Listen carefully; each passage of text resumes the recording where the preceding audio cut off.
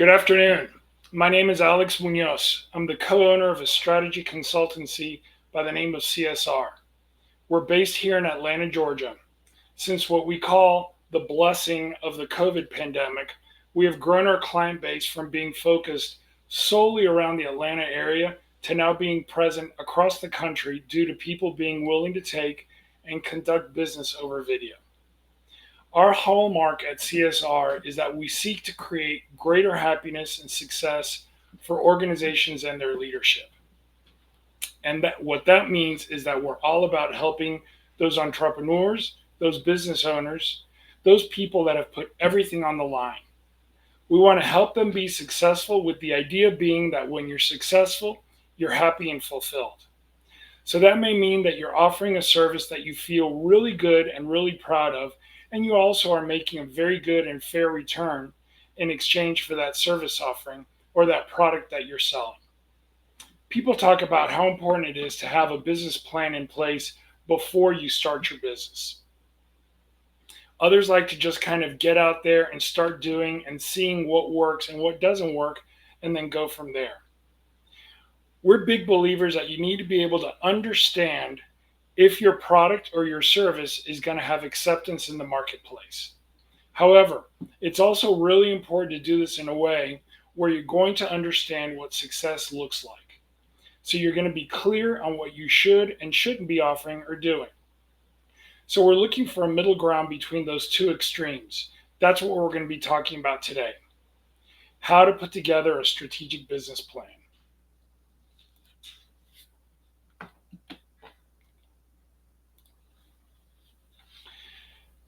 So,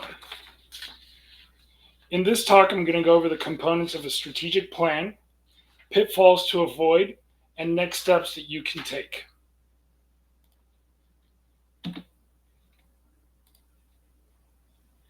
So, exactly what is a strategic business plan? All a strategy, or in this case, a strategic business plan is a roadmap that helps you understand what your organization's future growth is going to look like. It's a plan of action designed to achieve a major goal. Sometimes people will say, yeah, but grow? What if I just want to keep my organization as it is? Status quo things are going good. We don't want to shrink, but we also don't want to grow. My response to you is that number one, it's very difficult to achieve a situation where you're neither growing, but at the same time, you're not shrinking. Nature, by and large, tends not allow things to stay frozen at a certain size. Things grow or they shrink and die. Also, if you're not growing, what happens many times is that whatever market share you own tends to be looked at by your competitors and they go after it. And even though you've built your organization perhaps to be resilient and be able to maintain the status quo, somebody's going to be coming after the business that you have. And you may end up experiencing some loss or some shrinkage for factors that are external to you and your organization. So at CSR, we're big believers that if you are in business, you should be in business to grow versus to just kind of tread water and not move forward nor backwards. A strategic business plan is going to be that roadmap that guides your organization's future growth. It helps clarify the direction, it aligns stakeholders, and it helps manage risks. It's also a tool to help make decisions. So your first step will be to define your mission, vision, and values, your MVV. And you're going to hear me say MVV throughout this presentation. Unfortunately, these kinds of definition statements are sometimes skipped over. Some organizations call them their statement of strategic purpose. Others will refer to it as their organizational DNA.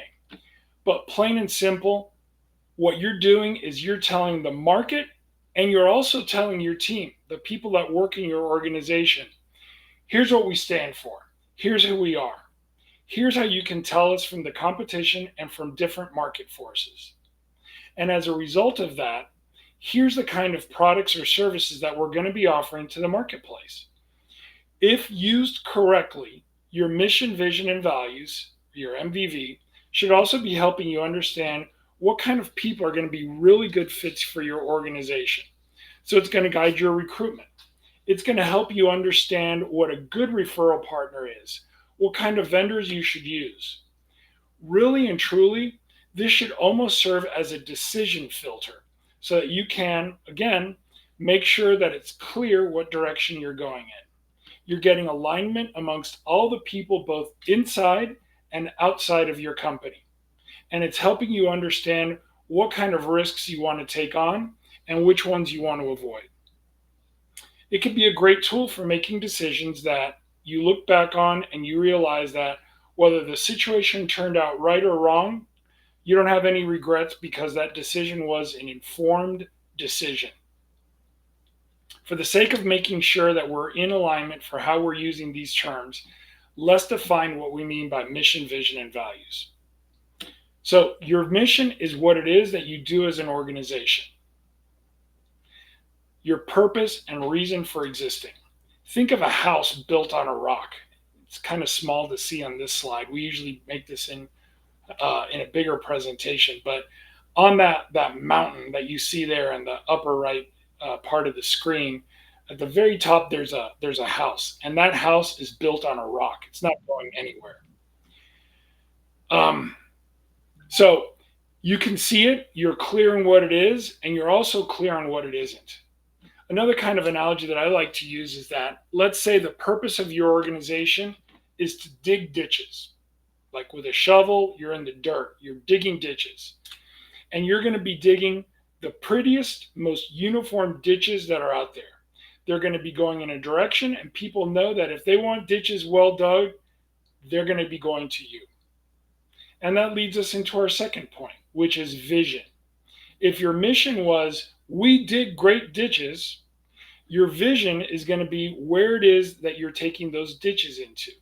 Because the last thing you want to do is spend a lot of time and effort digging ditches, but you were kind of unclear on where those ditches were going. So then you might have to go in another direction. You weren't clear on the ditches being a uniform length or width. So maybe you start by digging them 6 feet deep and it should have been only 3 feet. Your vision gives you clarity on what the ultimate direction of your organization is. Think of it as your long-term aspiration. And when I say aspiration, I mean it should be something that is almost, if not actually, impossible to achieve. So it's always inspiring you and your team to go forward and to reach for that next step. So if you look at some of the organizations out there to find good examples of really aspirational visions, a lot of these tend to be environmental organizations because what they're seeking to do is inspire people with an image of nature that no longer exists. There's one that talks about cleaning up the oceans, for example. And so they talk about having oceans be 100% clean and clear, like they were a million years before humanity was in existence as it is today. And so, unless we're going to have a global catastrophe that wipes out all of the people in the world, having that level of purity in the oceans is literally not possible. But the statement is that light on the hill in the distance that you're aiming for. That's the direction in which you're digging your ditches. Finally, the last item on this slide, values. Your values should be something that serve as quick phrases or words that everyone inside as well as outside of your organization is able to wrap their brain around and kind of map to you. So it's important to also not be, I'm going to say, intellectually lazy. I might have to back up and define that a little bit more if necessary. The reason why I say that is that we work, for example, with some law firms. And almost every one of those law firms, when we ask them what their values are, they want to include in some way, shape, or form in their values that they're honest and that they have integrity. By God, we are an honest law firm and we have integrity. Well, if you have to say that you're honest and that you have integrity, let me put it to you in a different way. How would you feel if you went to a restaurant and there in the window looking out to the public, they have their value statement and they declare that they are 100% rat and cockroach free. You look at that and it's kind of like, should I be grateful for this? It seems like that's the minimum I should be willing to accept versus it being something aspirational or the max. Great. So that takes us then into the second component of the strategic plan, which is the SWOT analysis. SWOT stands for strengths, weaknesses, opportunities, and threats. So let's pop the hood on this one and explore it in a little bit more detail. With strengths, just what you might think. These are the assets or the positive things in your organization that you can depend on and are proud of. Think specific members of your team, types of products or services that you offer, your office location, trade secrets, or intellectual property, etc. These are things that you have and should be used as a way to make things better. Weaknesses. You know you have them. It might be a lack of strong financials. It might be you have too much debt. It might be that you have high attrition, too much power in the hands of one person in the company, a lack of a marketing program, etc. These are attributes that when you look in the mirror, they might seem puny or flabby. They require going to the gym and getting on a plan. Opportunities. We like to think of opportunities as the place where the magic happens. Yes, this is where you can keep track of all the things that you'd like to do or have dreamed about. However, we like to look at every strength as an opportunity that can and should be leveraged. Every weakness as an opportunity to reinforce and become a new tool to deploy. And every threat, which we're going to get to in a second, as something to protect against and perhaps even attack. When we work with our clients, it's not uncommon to have pages and pages of opportunities. Finally, we come to threats. Threats are negative things that approach the organization from without. They come from the outside of the organization. These are things that you tend to have less control over. For example, a recession in the economy, lawsuits, competitors. But they require awareness and, yes, to spell out an opportunity to protect against. So, if you look at it, strengths and opportunities tend to be positive. Weaknesses and threats tend to be negative. Strengths and weaknesses tend to be things that are internal in nature and that you have more degrees of control over, while your opportunities and threats, though not always on the opportunity side, but usually your opportunities and threats tend to be things that come to the organization from the outside. Great. So let's look now at developing goals and objectives. Your third component builds on what you've spelled out in your MVV and your SWOT analysis. Based on your MVV and what you've brought to light in your SWOT, you will come up with goals and your objectives. Your goals are the outcomes your business is aiming to achieve. For each goal, you should define objectives, which are specific, measurable steps that are necessary to achieve each goal. Let's talk a little bit more about each one of these items. Goals. To this point, we've reviewed your MVV in order to get grounded on what you do, why you do it, and with your values, the way you do it. We've discussed your SWOT analysis to give you an X-ray of what is going on in your organization. These four aspects all lead to a big group of things that need to get done. At this point, they aren't even prioritized. In the work we do with our clients, I like to have them imagine all of those unprioritized items as outputs that get dumped into a funnel. As we all know, funnels are wide at the top and narrow as they go down. Similarly, as you begin to apply the MVV, market conditions, and a competitive analysis of what others that offer the same service or product are doing, all of these unprioritized items begin to get ranked order. Clarity begins to be experienced, and those items begin to be clustered together by functional area. I'll give you an example. By functional area, I mean operations, human resources, and finance. But as they get grouped by functional area, they also become obvious in that specific overall themes are goals. And the goals begin to become apparent. For example, let's say that you're experiencing some attrition issues. And when I say attrition, I mean, you hire people and they leave, and you've got a revolving door of people coming in and out of your organization. So your attrition issues plus low morale plus infrastructure deficiencies, all of those things together might end up equaling into the goal of improving retention. So you notice, because of all of the work that you've done up until now, that you've got these different things that when you look at them as a whole, you can kind of group them together.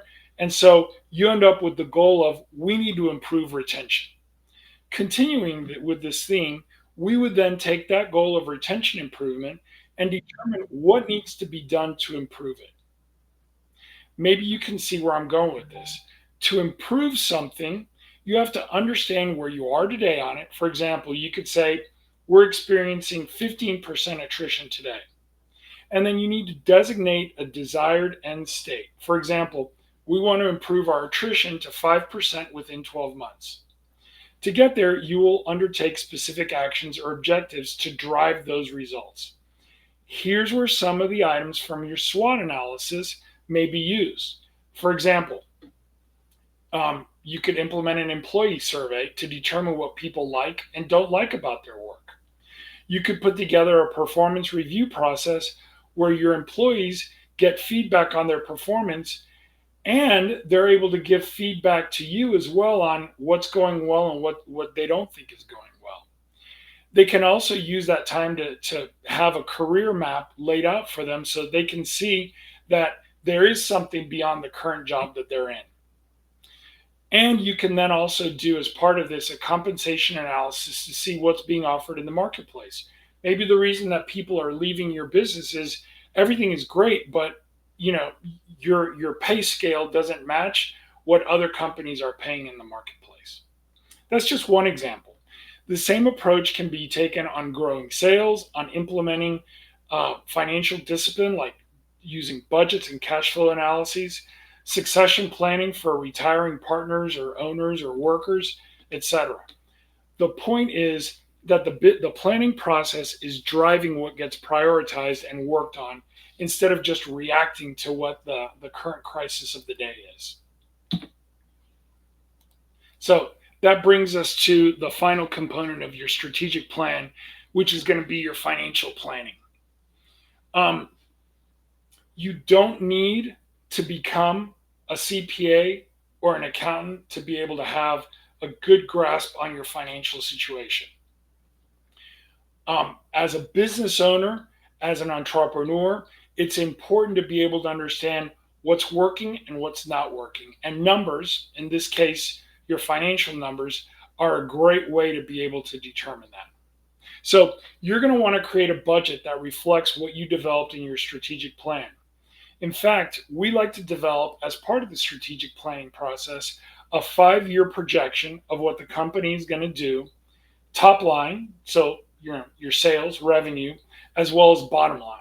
So hopefully profit, if not profit, net loss, but understanding why it is that maybe initially you're losing money as you grow and you scale your organization. We then like to take year one of that 5-year forecast, and that becomes the budget for that year. So we'll take and we'll create a detailed monthly budget for the year. And it's a great way to tie all of the planning that was done in the strategic plan into the day-to-day of your business. And of course, you're going to need to plan where you get your funding from. So do you have investors? Will you be applying for a loan, an SBA loan, any of those kind of different tools? Will you apply for a grant? All of this must be defined at the outset, right when you're starting up, versus freestyling it during the course of the year. I get it. It's impossible to anticipate every single thing that can happen in your business. But having a good plan that then has contingencies attached to it enables you to reduce the impact of unplanned events on your business. I'll give you another example. Grab a quick glass of water here. For example, let's say that you're currently employed and you have a side gig and things have been going great and you're actually going to be quitting your job and starting your side gig as a business. That's a process where you need to stop and decide, how am I going to fund taking it from a side business into a real business. Am I going to bootstrap, or do I seek a loan or a line of credit to fund my initial needs? And you're going to have initial needs. I mean, you may need to rent a space, you may need to hire employees.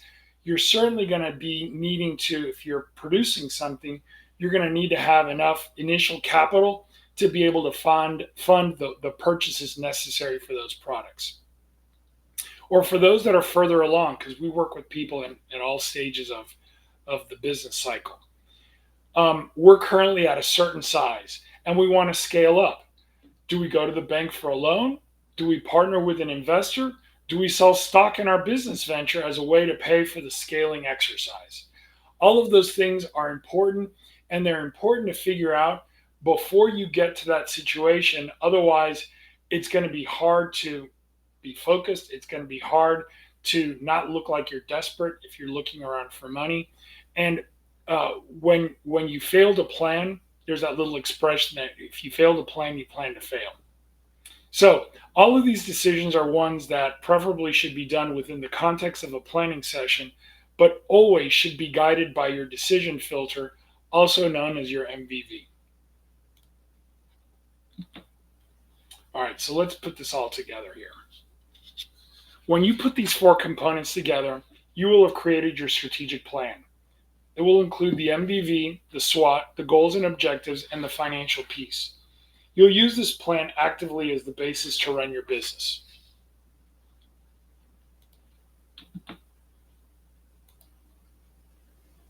Some common mistakes to avoid. Boy, I could do a whole presentation just on this one slide, but let's just look at some the most common ones here. One issue is writing an overly vague mission that doesn't really define your business. If you lack clarity on how you've chosen to define yourself, it isn't a guarantee that you'll fail. However, you're going to be counting on luck and coincidence to stay aligned. Use the tools that you've developed. There's nothing that says that you can't change them in the future, but at that point, you'll be modifying something that exists. You can't change something if it never exists. Likewise with goals. We're big believers of SMART goals. Many of you have heard of these before, but for those who haven't, a SMART goal is one that is specific. That's the S in SMART. Measurable, that's the M. Achievable, that's the A. Relevant, that's the R. And time bound, that's the T. So it spells out SMART. You also want to make sure that you've gotten input from everyone who will be part of your team in the business. Their input needs to be considered, as they will be an essential part of putting your mission into action and achieving your goals. Soliciting input will help you create a more complete and thorough SWOT analysis, as well as ensure that all hands are, quote unquote, rowing in the same direction. We've historically found over our more than 20 years in business that 90+% of all business issues tend to be related to either money or people. As it relates to people, lack of alignment to business goals ranks up there as one of the key reasons that businesses don't make the progress desired at all or at the desired speed. Another one is to not take into account the financial realities of your situation. I remember when I was in college, my friends and I played a lot of sports. We were always hungry, and we gravitated to places where, let's say, quantity was treasured over quality. As such, it wasn't uncommon to approach all-you-can-eat buffets and attack them, walking away with plates that were overflowing with food made for a quick way to be able to refuel. What does this have to do with financials? Well, you can't look at your business goals as an all-you-can-eat buffet. If you, quote-unquote, load up your plate and decide that you're going to, say, hire a lot of folks without the sales in place to support the hires, or make that acquisition, or add that new office, you may end up with a bad case of financial indigestion that stresses your organization and causes you, at best, to slow your growth, and at worst, put the viability of your company into question. So, in summary, put the time into creating your mission, vision, and values that truly define who you are and what you want to achieve. With your team, conduct a thorough SWOT analysis. Use all of this information to write your goals and then create objectives for each goal. Then create your budget and funding plans and ensure they are based in reality.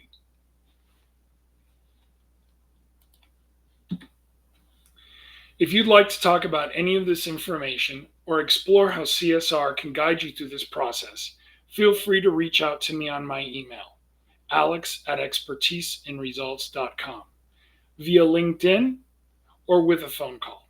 Thanks for your time.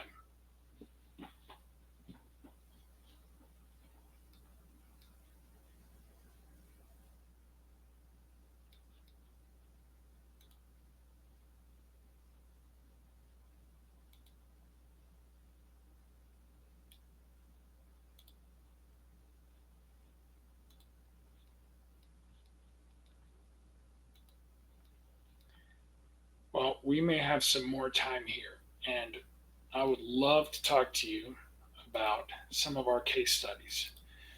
So I'm going to pull that up, and maybe the folks that are taking care of this presentation can put it before the last slide.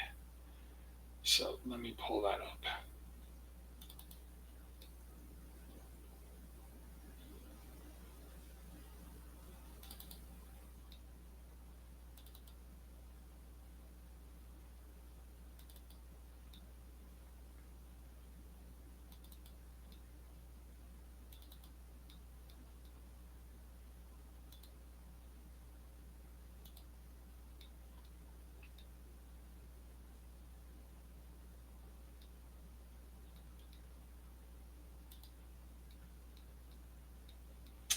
Great. So I'm going to pivot here for a second, and I'd love to share with you one of our case studies because we're all about results.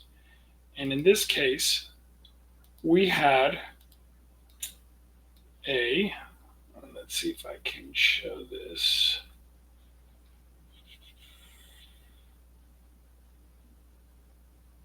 We had a law firm that had a situation where they were about 20 years in existence, and these guys, they were two owners, they were two equity partners. They'd founded the firm, and they'd grown it to about 8 additional lawyers. They'd been in business for about 15 years, and they were really good at what they did. They had what they call a statement of strategic purpose. So they'd gone through this effort to really understand who and what they were and what they were about, and they'd done a lot of the right things.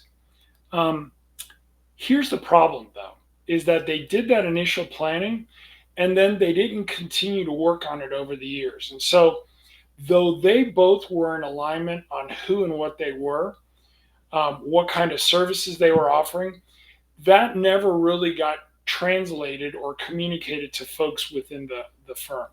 So I was brought in because they were having some employee issues.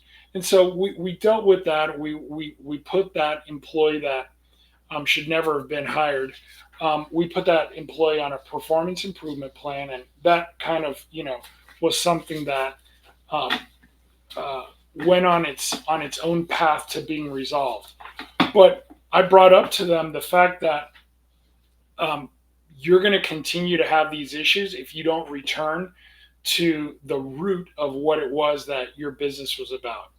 At that point, it then came out that one of the two partners, he was in his early 60s, wanted to retire. He was really involved in his church, and he wanted to go and spend all of his time doing that versus being an attorney.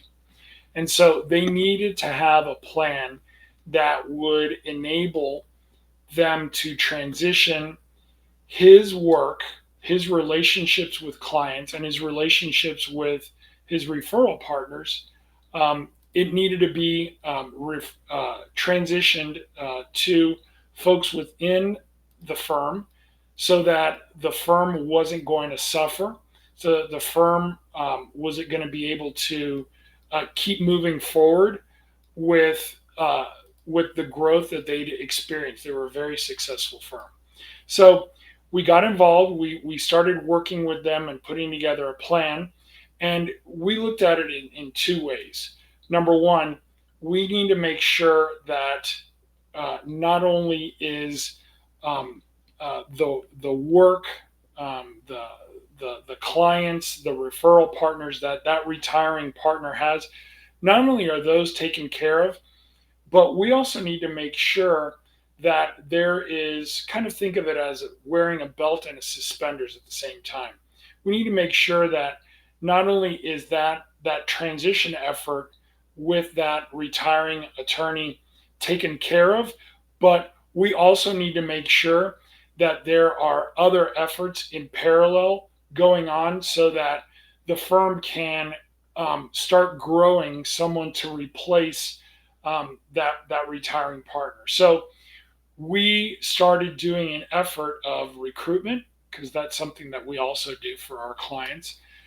We started a recruitment effort, and we also started an effort to look at other small law firms to see if there were folks that it might make sense to approach to see if they were interested in combining with this one. So, here on this case study, you'll see the initial quote there is something that they had said, and we really appreciated, which was our focus on working in tandem with me. This was the remaining partner that stayed, and not just giving me a to-do list sets them apart. So you'll see here what I just shared with you. One of the founding equity partners wanted to retire, but the firm lacked a succession plan, which placed 30% of the firm's revenue at risk. In addition, firm revenue had been stagnant for years. Over time, the firm culture had deviated from its mission, vision, and values. And again, they refer to that as their statement of strategic purpose. They were experiencing high attrition due to hiring of limited competency and poor culture fit with attorneys. Since they weren't really leveraging their MVV, they were just hiring based off of, well, this guy says that this person, is a good attorney, or this person came recommended by, this person, without really seeing if they were going to be a good fit for their organization. Lack of clarity for associates seeking to attain partnership status resulted in a lack of engagement in the firm. So we call it a path to partnership. There was a situation where you had these two guys that sat at the top of the firm that were partners. No one else really understood how to become a partner. And so that lack of clarity ended up with associates either leaving the firm to go and become partners someplace else, or they would stay, but they kind of just looked at it as a job because they didn't see that there was any upward mobility. And then business development was siloed, with 80% of the revenue dependent on the firm's top three originators. So there were three guys at the top, those two partners, and then there was one guy that was really close to them. All of the revenue growth, all of the sales was basically coming, or 80% was coming from those three guys. And then you'll see there on the left another quote. This one was from the partner that was retiring. Together with CSR, we worked for 4 years to prepare for my retirement. CSR also worked with my partner, the managing partner, on creating a strategic plan that prepared and guided the firm through the transition. We think highly of CSR and have appreciated their respectful yet direct and firm guidance during these years, ranging from recruitment to retention, business development coaching, to managing our team members up or out, to an intentional and thorough focus on our systems following our E-Myth approach.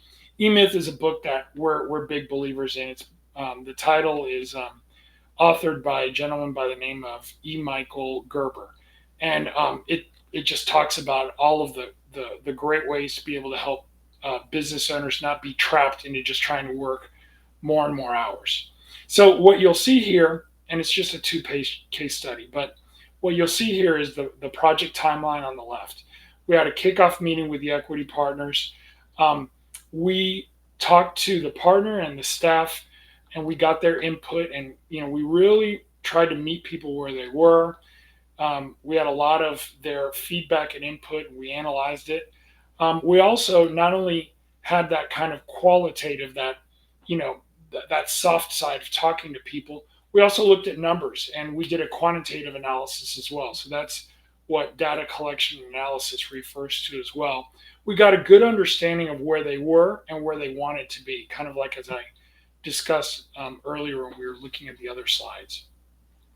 We also went in and we revalidated and rejuvenated their statement of strategic purpose or their MVV, and then we worked with them to select and implement systems and system-based discipline and focus. So, you know, um, as a way, for example, to try and lower the percent of sales that were being generated from those three leaders as a percent of the whole firm. So, in other words, we didn't want them to stop generating sales. We just wanted everybody else to also generate sales. So, that 80% would drop, but it would drop because there were more people that were doing sales. So, as a percent of the total, it would go down, but not in terms of the real numbers. So, we worked with them to implement something called a CRM. Some of you may know what it is, others of you may not. But a CRM is basically a customer relationship management system, and it's a great way to be able to grow your system, your sales. It's a way to be able to drive the business development activity, and we basically worked with them to get people trained on not only the system but how to do business development, how to create relationships with referral partners, and build their own books of business. We also worked with them to roll out regular firm-wide accountability meetings. So it wasn't just a one and done kind of a, hey, we're going to have, this meeting, and it would be done once. 6 months would pass by, it would be done again. Maybe there would be another meeting the next month, and then it wouldn't happen again for a year. No, it was month in and month out. We were having meetings with them. Everybody understood what the firm goals were. Everybody understood what their goals were. I don't think it's listed here, but we worked with them to implement good, robust performance reviews with everyone, so that once a year you would get that performance evaluation, but then you were meeting with your supervisor once a month, just for 10 or 15 minutes, but once a month, and you would be getting feedback on your progress. You would understand where you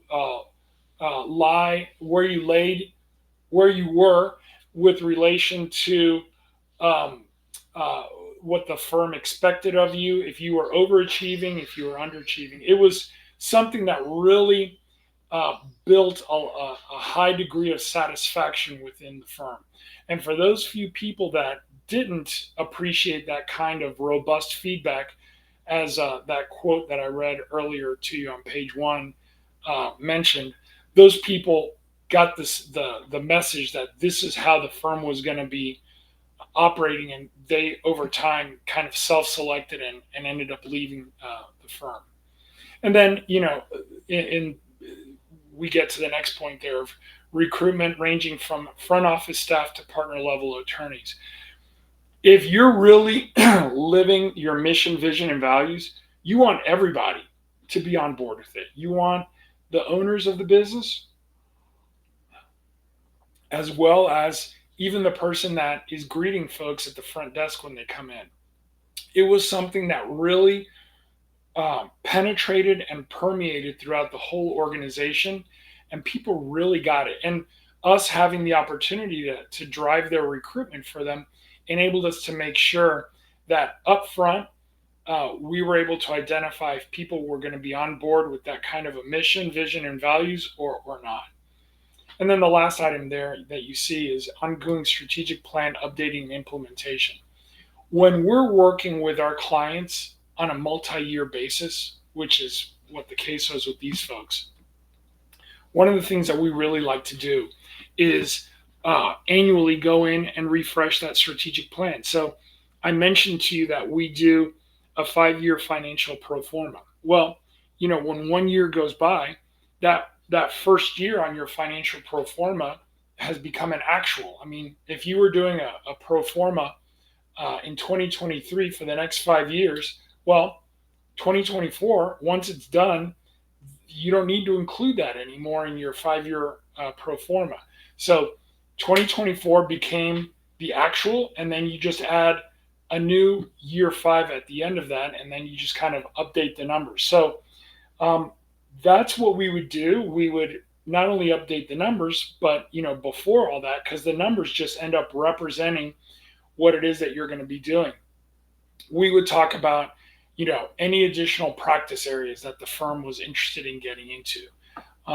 In this case, the firm had been focused on doing what they call TNE, trust and estate. So think of like wills and doing planning for what you want to do after you retire, as well as how you want to leave all of your financials to your family members. Um, they had that practice area, and they combined it with one that helped organizations with their corporate affairs. So you know very much a business oriented law firm. They realized that it probably made sense for them to get involved with doing tax work. And so we started, as part of our recruitment efforts, to look for what they refer to as a tax controversy practice area. And we got involved with them. We helped them find a 10-person group that was part of another firm. And we basically worked it so that that group ended up joining our client's firm. And that was a significant piece of growth. If you look at the graph on your right, I guess you can guess when that group joined the firm there between 2019 and 2020, and that's their growth over time. We're big believers that there's really important work that you can do that doesn't have anything directly to do with growing sales or improving profitability, but we really try and maintain a focus on it because it's important for your clients' revenue and profit to grow, or else, quite frankly, they're not going to be, clients forever. And then at the bottom, I'll just point to, uh, some of the trophies that we got as a result of this effort. 100% firm revenue growth over the life of the engagement. Um, that recruitment work that we did ended up saving them almost 400,000 in headhunter fees, and they achieved a 17x ROI from what we were able to do for them.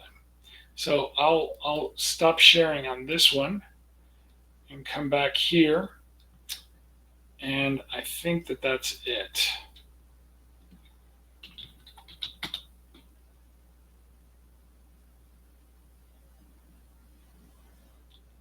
So you guys need to see if what I've done suffices. I know I'm done a little bit early here, but you can certainly take that last page of the presentation and put it after the case study, or you can have the case study after the presentation. It's kind of up to you.